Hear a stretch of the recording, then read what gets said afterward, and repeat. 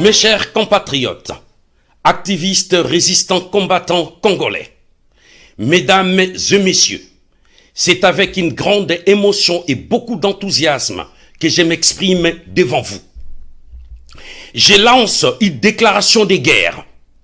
Je lance un cri d'alarme. Un véritable tsunami va s'abattre sur la République démocratique du Congo contre les régimes dictatoriaux de la Kabylie, plus précisément le pouvoir d'occupation. Vaut mieux agir aujourd'hui que demain. N'attendons pas la prochaine catastrophe pour protéger notre unique maison, la RDC. Nous traversons une très difficile et si cruelle période dans notre pays. Il y a eu tentative de la modification de l'article 220, de la loi électorale, le forcing du dialogue, les découpages territoriaux qu'on appelle la balkanisation et des nominations abusives de plusieurs nouveaux gouverneurs. Nous avons connu plus de 12 millions de morts et plus de 3 millions et demi de viols utilisés comme armes de guerre. Le pillage systématique des ressources naturelles et minières, l'insécurité sur l'ensemble du territoire, de l'injustice, la pauvreté dans tous les coins de la RDC.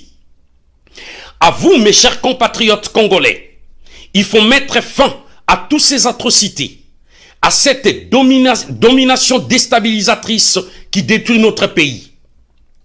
Nous devons porter haut les flambeaux que nous ont légués nos ancêtres. Nos parents, nos grands-parents ont préservé leur dignité d'humain à travers la résistance héroïque qu'ils ont menée pour s'arracher au joug colonial. Pour ces mêmes raisons, nous sommes à côté de tout ce peuple qui lutte pour la liberté contre toutes les formes de domination impériale, néocoloniale et de multinationales. Chers compatriotes congolais, nous devons mettre ensemble, parler la même voix, tenir le même langage, afin de résister contre tous ces criminels au pouvoir. La résistance constitue un droit légitime pour tout Congolais épris de justice, de liberté et qui aspire à la paix. Unissons-nous pour nous défendre contre ces manœuvres de la recolonisation, de la balkanisation ou de la mise sous tutelle de notre chère patrie. Debout Congolais, dressons nos fronts longtemps courbés.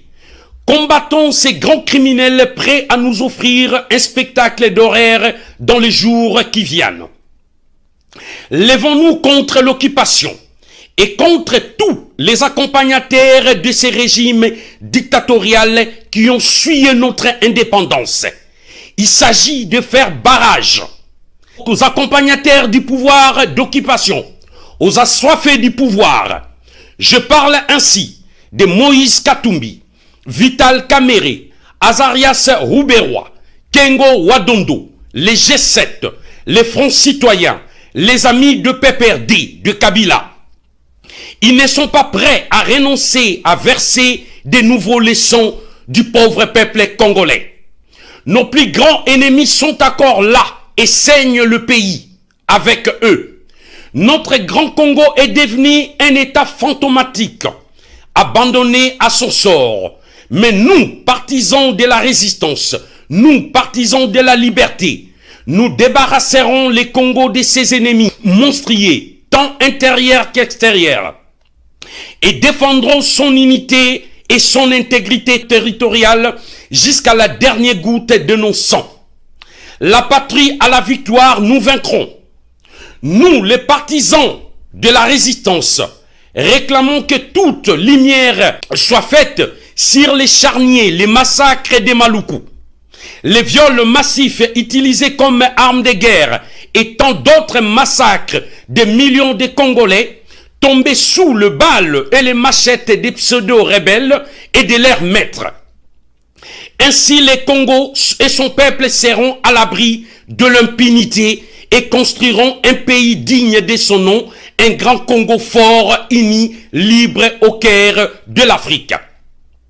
N'attendons pas la fin du mandat du régime dictatorial de Kabila en décembre 2016. C'est maintenant qu'il faut agir.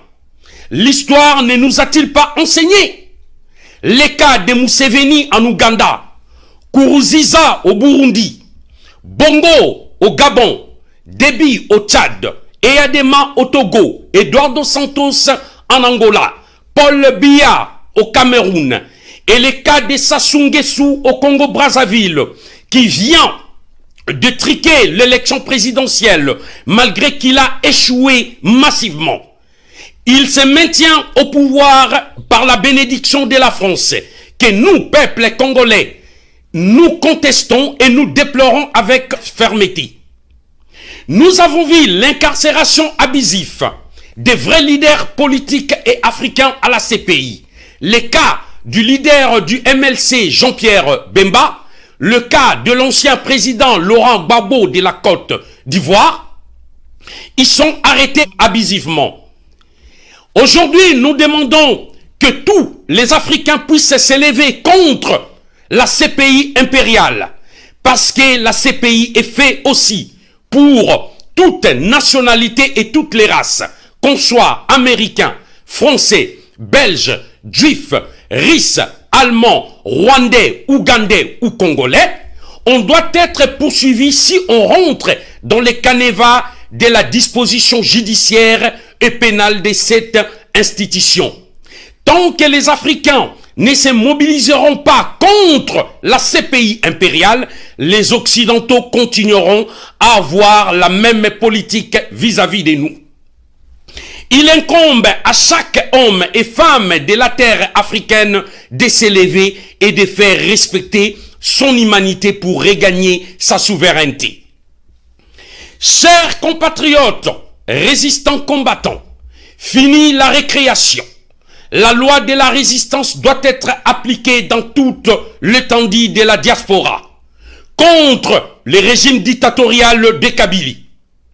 Nous mettons en garde Kabila et toute sa bande d'annuler leur venue ici en France le 21 avril 2016 et ainsi pour une durée indéterminée, car la loi les interdit formels d'y mettre pied. Les cas contraires, nous agirons fermement et sévèrement contre leur venue et le monde entier comprendront que nous ne voulons pas de Kabila en RDC. Nous mettons à garde tous les faux serviteurs dédiés, tous les musiciens, tous les politiciens qui viennent de la République démocratique du Congo, qui viendront s'exhiber en spectacle ici dans la diaspora. Nous, Congolais et militants engagés dans la lutte contre l'oppression et l'occupation en RDC, lançons un appel à celles et ceux qui sont partie prenante de ces combats à se réunir comme un seul homme, c'est-à-dire toutes les forces vives de la nation.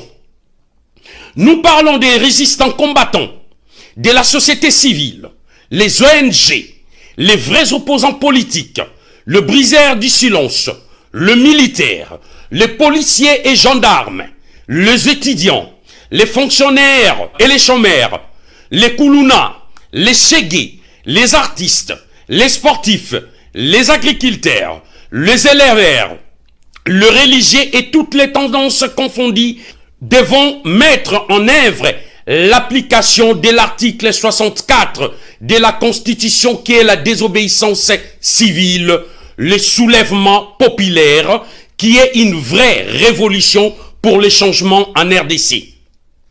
N'attendons pas la fin du mandat du régime dictatorial de Kabila en décembre 2016. C'est maintenant qu'il faut agir.